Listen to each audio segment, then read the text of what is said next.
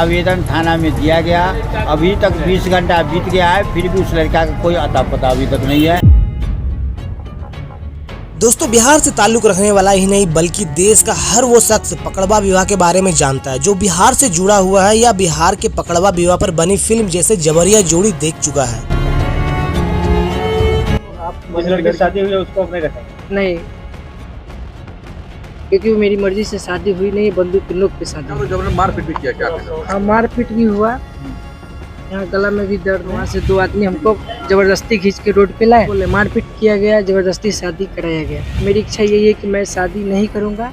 क्योंकि बिहार में पकड़वा विवाह कुछ समय तक जबरदस्ती पकड़कर या अपहरण करके या बहला फुसलाकर ले जाकर जबरन शादी करने को कहा जाता था। ऐसे कई हजार मामले हर एक साल बिहार में सामने आते हैं, लेकिन अनोखों मामले में काफी लोग द्वारा पकड़े गए पकड़वा विवाह समय के साथ एक्सेप्ट कर लिया गया। लेकिन कोर्ट का सहारा लेकर अनोखों लोगों ने इस जबरन पकड़वा विवाह से छुटकारा पा लिया है। लेकिन ऐसे में जो पकड़वा विवाह का शिकार हुए हैं वे जीवन भर यह नहीं भूल पाते हैं कि उनके साथ बिहार द्वारा ऐसी शर्मनाक करतूत को अंजाम दिया गया।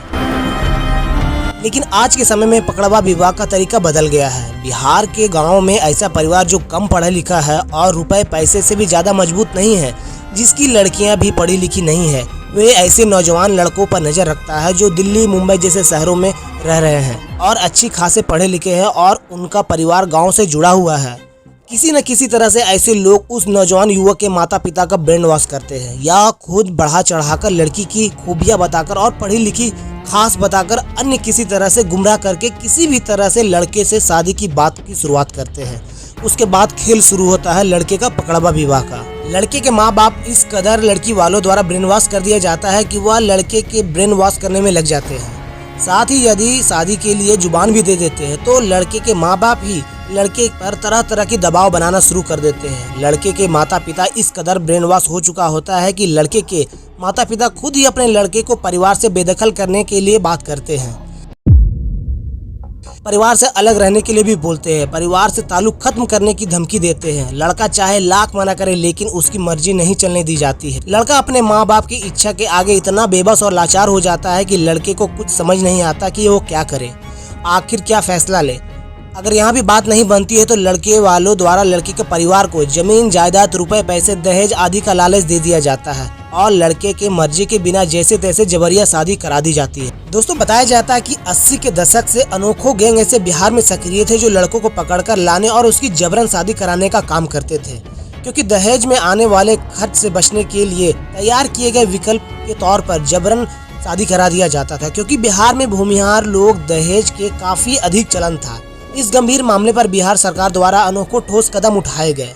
शादियों के सीजन में बिहार के थानों को सक्रिय कर दिया जाता था कि कहीं न कोई जबरन पकड़वा विवाह हो। उसके बावजूद बिहार में 3 से 4 हजार पकड़वा विवाह के मामले सामने आ ही जाते हैं। लेकिन अब जब गांव के लोगों की पुलिस तक व मीडिया तक पहुंच आसान हो गई है, हर हाथ में मोबाइल हो गया है, ऐसे माहौल में पकड़वा विवाह करने वाले अपने तरीकों को बदल लिया है।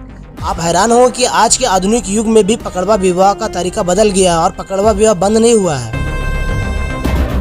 अब ऐसे लोगों द्वारा किसी न किसी तरीके से साजिशन शादी करने का नया तरीका इजाद कर लिया है, जो पहले लड़के के माँ बाप का ब्रेन वॉश किया करते थे और धीरे धीरे लड़के के दिमाग में इतना डिस्टर्ब कर दिया जाता था कि वो अपने परिवार घर के नए अर्थात दोनों परिवार में इमोशनली पारिवारिक ड्रामे के बीच फंसकर फैसला नहीं कर पाता है कि उसे क्या फैसला करना चाहिए। दोस्तों, बिहार एक ऐसा राज्य है जहां हर साल बाढ़ आती है और बाढ़ से सब कुछ तबाह हो जाता है। जो लोग बिहार के गांव में रहते हैं वो ज्यादातर खेती पर आश्रित रहते हैं और बाढ़ के बाद दोबारा जीवन शुरू करते हैं। बहुत से परिवार ऐसे भी है जो अपने लड़के लड़कियों को पढ़ाते लिखाते भी नहीं है, लेकिन वे चाहते हैं कि उनकी लड़कियों की शादी पढ़े लिखे और पैसे वाले कमाऊ लड़के से शादी हो जाए। इसके लिए बिहार में ऐसे लोग द्वारा साजिश रची जाती है और गाँव के बाहर रहने वाले पढ़े लिखे कमाऊ लड़कों के परिवार के लोगों को अपने जाल में फंसने का काम शुरू कर दिया जाता है और यहीं से शुरू होता है पकड़ा विवाह का शर्मनाक खेल।